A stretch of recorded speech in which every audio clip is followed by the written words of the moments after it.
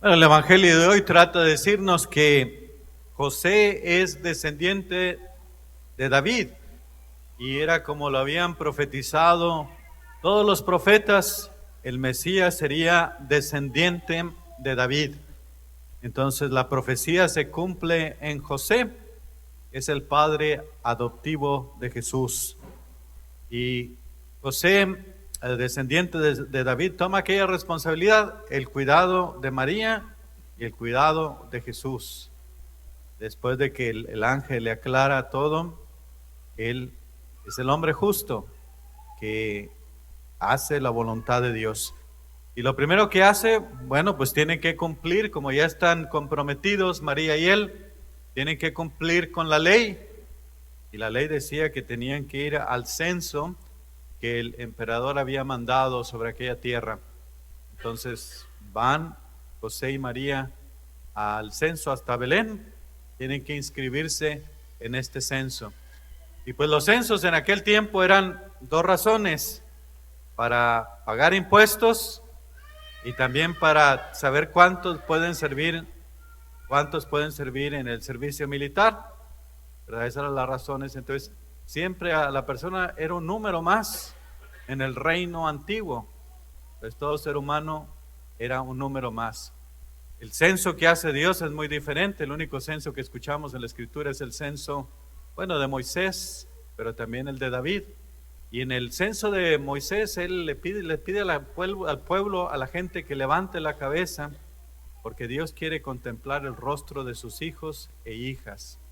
Y también por si alguno se ha perdido, si alguno está enfermo, Dios quiere estar al pendiente de sus hijos. Así es el censo de Dios. Entonces, ante Dios no somos un número, somos sus hijos e hijas. Y los últimos, ¿verdad? Los que sirven, los que son los hijos de Dios, pues esos van a ser marcados en el libro de la Revelación por un ángel, ¿verdad? Como aquellos que si vean los últimos de este mundo van a ser marcados, y los primeros de este mundo pues serán los que se pierden, ¿verdad? Los que tienen el poder, los que tienen la fuerza. Entonces la importancia de servir siempre.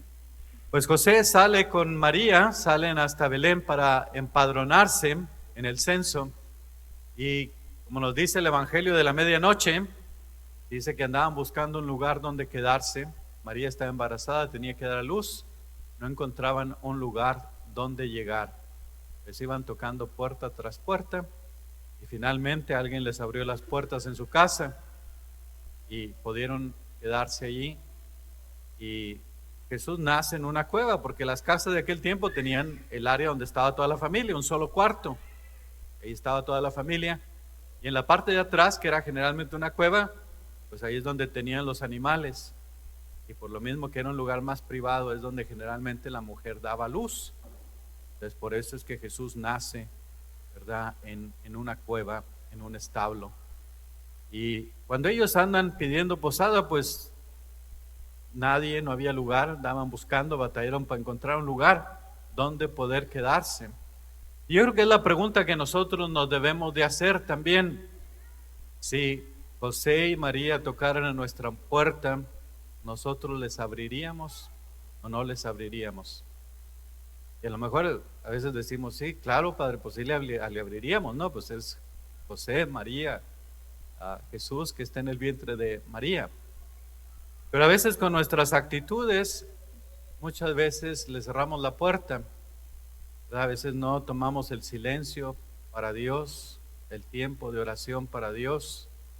No nos damos ese tiempo. Nuestros sentimientos a veces no está ahí Dios, no pensamos seguido en Dios, pues no le damos ese tiempo a Dios. Y Él está tocando a nuestra puerta, Él quiere entrar. Pues muchas veces nosotros cerramos esa puerta. A veces no lo descubrimos también en el pobre, en el inmigrante, en el necesitado, y a veces no le abrimos la puerta tampoco. Entonces, ¿le estamos abriendo la puerta a Dios o no? Es algo que nos tenemos que preguntar. Finalmente Jesús pues nace en este establo donde pues están los animales, ¿verdad? Siempre vemos el nacimiento con los animales, que no puede faltar el burro, ¿verdad? Que no puede faltar el buey, y pues siempre está rodeado de los animales.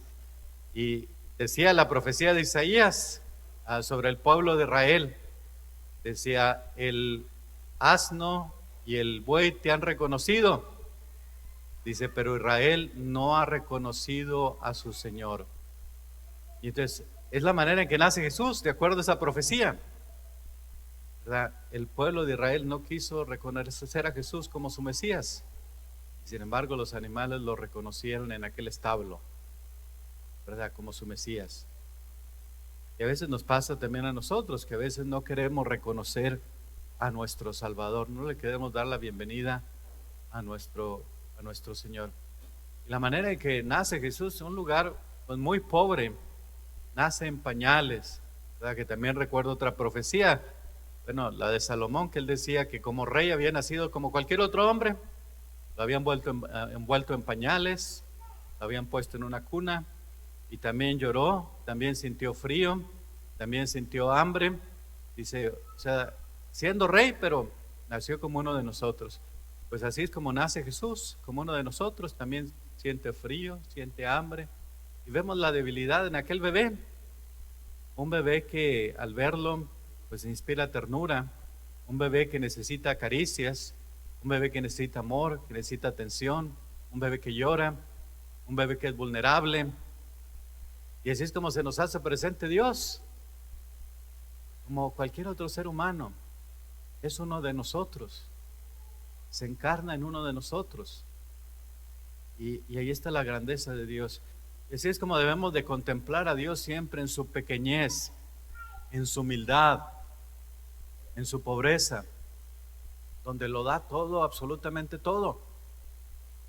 Él no sabe otra cosa más que amar.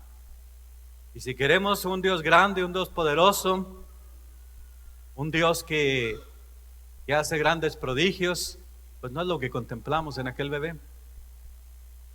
A lo mejor lo podemos encontrar en otro Dios, allá por fuera, el poder, el dinero, lo que a veces añoramos, pero el bebé que contemplamos en el pesebre es muy pequeño, es débil como nosotros. Y así es como se presenta Dios, de una manera muy pequeña. Se hace uno de nosotros para que nosotros nos podamos acercar a Él, porque si seguimos viendo a aquel Dios que está lejos, que es poderoso, pues decimos, pues mirará para abajo, no mirará para abajo. Y por eso nos presenta a Jesús de esa manera, para decir, aquí estoy, soy tu hermano, te amo, he hecho esto por ti. Y no solamente eso, sino que a lo largo de su vida va a entregar su vida, va a donar su vida hasta llegar a la cruz. Y esta es la manifestación más grande que podemos tener de nuestro Dios, es aquel que se encarnó por nosotros, que nos dice, te amo tanto que no importa lo que me hagas, yo muero por ti, porque te amo. Ahí está la grandeza de este Dios que es tan cercano. Los ángeles se presentan a los pastores y les anuncian la buena noticia, ¿verdad? Les ha nacido el Salvador, el Mesías. Y pues los pastores no son como los que contemplamos, ¿verdad? En el nacimiento, que generalmente tienen un borrego en los hombros o que se ven muy tiernos, sino que eran gente violenta, que usaban el cuchillo para defenderse, gente de no fiar, gente que robaba porque no tenían los medios, gente violenta. Toda la gente los despreciaba, los tenían al mismo nivel que los cobradores de impuestos, que las prostitutas, se les despreciaba. Y a ellos son a los que se les presentan los ángeles. Dios envía a los ángeles a los últimos, a los más marginados, a los más pobres, a los despreciados por el mundo, y les da la buena noticia. Y ellos les da mucho miedo porque, según lo que les habían enseñado los judíos, cuando el Mesías llegara, destruiría a todos los pecadores, los quemaría con fuego. Eso es lo que ellos pensaban. Entonces, cuando ven a un ángel y les anuncia el Mesías, pues se quedan con bastante miedo, que piensan que Dios los va a eliminar, los va a destruir. Pero por eso les dice el ángel, no tengan miedo, no teman. Hoy les ha nacido el Salvador. Es decir, la salvación también ha llegado para ustedes, de manera especial para ustedes, los más necesitados. Y ellos salen presurosos, quieren llegar hasta donde está Jesús. Tienen ese deseo de ver a Jesús. Y ahí es donde nosotros nos debemos de preguntar también. A veces nos apresuramos a tantas cosas, al trabajo, a las compras. Nos preocupamos de tantas cosas, de tener, poseer. ¿Y cuántas veces nos preocupamos tanto por darle el tiempo a Dios, por buscar a Dios? A veces lo dejamos, no nos apresuramos. Hasta pareciera que Dios no es importante. Y vaya que lo es. Eso es lo más importante. Número uno. O debería de serlo.